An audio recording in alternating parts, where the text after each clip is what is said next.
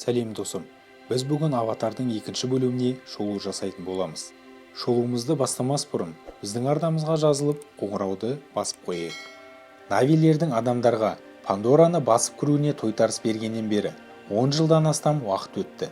Джейк Салли Оматикая тайпасының көсемі Нейтеримен бірге отбасын тәрбиелейді. Олардың Нетеям және Лоак атты ұлдары, Туктурей есімді қызы және асырап алған қызы Кири мен Өрмекші есімді ұлы болады. Джейк Саллидің айтуы бойынша, қызы Кири өзінің жақын досы Грейстің аватарынан туылған. Ал Өрмекшіге келетін болсақ, ол полковник Майлз Кориштің ұлы. Жасы кішкентай болғандықтан Криастазда жерге тасымалдана алмай қалады. Өздерінің түстеріне және нәсілдеріне қарамастан 5 баласы бір үйдің балаларындай тату-тәтті өмір сүреді. Әсіресе Кири мен Өрмекші бір-бірін қатты жақсы көретін болады. Өрмекші есін білгелі сол жақта өмір сүріп жатқандықтан, ол өзін солардың бірі ретінде санайтын. Бірақ Нейтери Өрмекшіні онша жақсы көрмейтін болады. Өйткені ол Навиді айтарлықтай жоқ қылған қатыгез полковник Майлз Кориштің баласы болатын.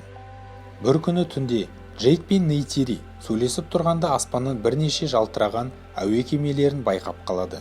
Кенеттен олар жерге қонғанда Навиде хаос орнайды. Жердің біршама жері өртеніп, біраз жануарлар қырылып қалады.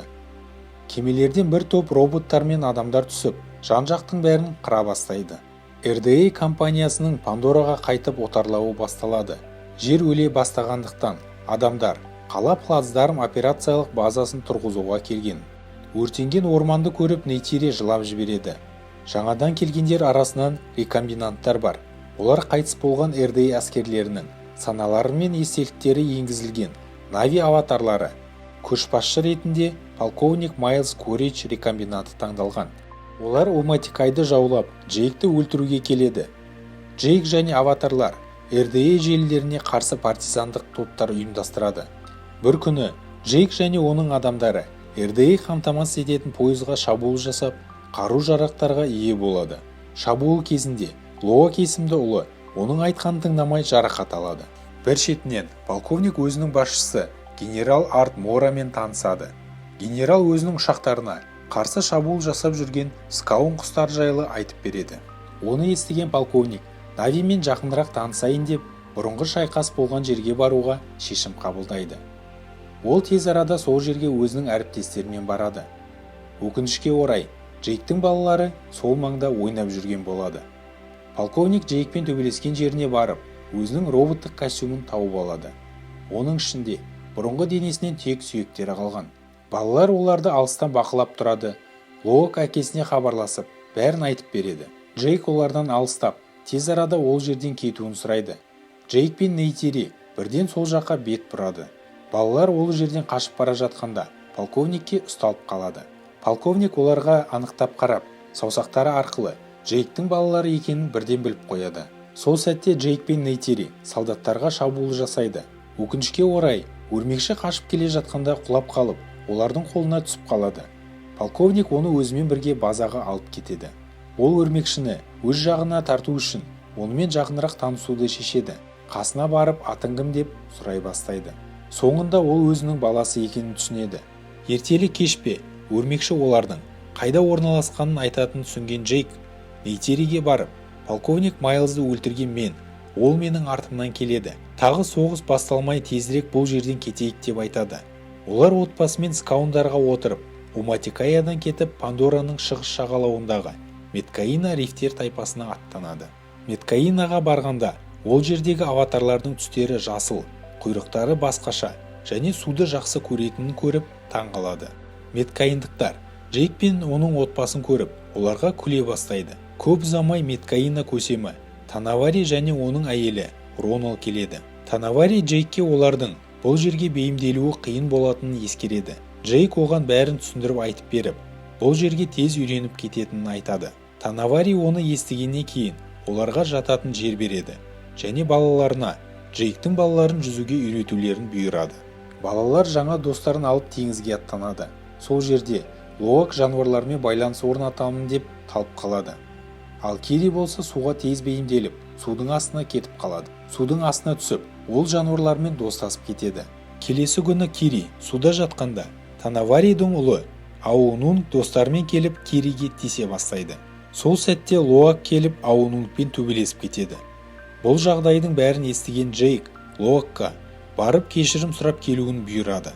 Ол Джейктің талабы бойынша кешірім сұрау үшін қайтып келгенде, Аунунг және оның достары оны қауіпті теңіз жыртқышының аумағына саяхаттауға итермелеп, оны тығырыққа тірейді. Лоак балық аулап жатқанда қасындағылардың бәрі оны тастап қашып кетеді. Кенеттен өте қауіпті жыртқыш келіп Лоакқа шабуыл жасайды. Шабуыл кезінде оған ауа жетпей есінен талып қалады. Лоакты Паякан атты Тулкун құтқарып, онымен достасады. Тулкун Меткаиналардың рухани отбасы деп санайтын, интеллектуалды және тыныштықты көздеген кит тәріздің түрі. Қайта оралған соң, Лоак кінәні өзіне жүктеп, Аунунгтың достығын жеңіп алады. Бірақ оған Паякан Тулкундардың ішінде шеттетілгені айтылады. Басқа бетте өрмекші полковникке Навидің өмірі жайлы айтып, оны Аллилуйя тауының шыңына алып барады. Полковник өзіне Скаунды таңдап, онымен байланыс орнатады. Церия балаларды Меткаинаның рух ағашына апарған кезде, Кири анасымен кездесу үшін онымен байланысады. Бірақ қатты талмаға ұшырайды. Оны Ронал емдейді. Бірақ Джейк Норм Спелман мен Макс Патлды көмекке шақырады. Полковник Майлз олардың қайда бағыт алғанын байқап қояды.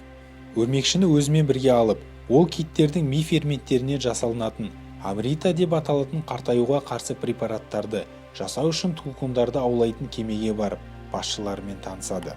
Полковник Майлз радардағы жерге барып, жергілікті тайпалардан Джейктің қайда жасырылғаны туралы қатыгездікпен сұрай бастайды.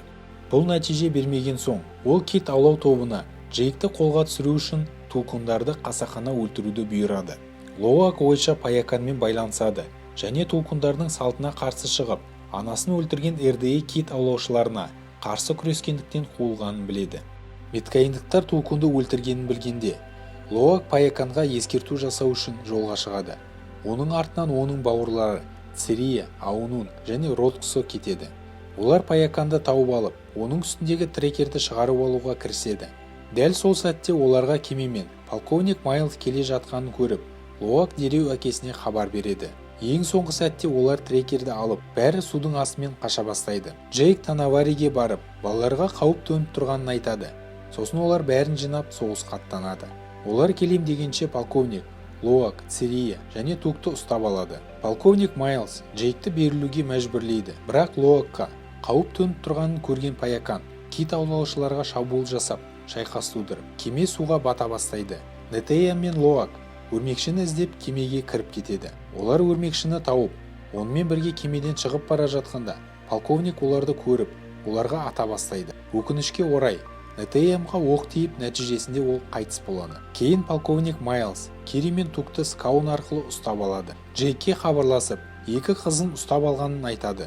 Оны естіген, жылап отырған Нейтири қатты жаман болып қалады. Джейк Нейтирины жұбатып, қыздарын құтқарып алуға оған көмектесуін сұрайды. Джейк Кириді кепілге алған полковникке тап болады. Нейтири өрмекшіні де кепілдікке алып, Майлз алдымен қарым-қатынасын жоққа шығарады. Бірақ кейіннен баласын құтқармақшы болғанда Кириден айырылып қалады. Джейк, Майлз, Нейтири және Тук батып бара жатқан кеменің ішінде қалып қояды. Джейк полковник Майлзды тұншықтырып тастайды. Джейкті Лоак пен Паякан құтқарып алады. Ал Кири, Нейтири мен Тукты құтқаруға көмектесу үшін теңіз жануарларын шақырады. Өрмекші әкесін тауып, оны құтқарады. Бірақ оның қатыгездігінен бас тартып, Джейктің отбасына қайта қосылады. Нетеямды жерлеу рәсімінен кейін Джейк Танавари мен Роналға Меткаинадан кету туралы шешімін хабарлайды. Алайда, Танавари оны тайпаның бір мүшесі ретінде құрметтеп, отбасымен осында қалуын сұрайды. Джейк ұсынысты қабыл алып, теңізде жаңа өмірді бастайды. Және Джейк адамзатқа қарсы күресуді жалғастыруға ант береді.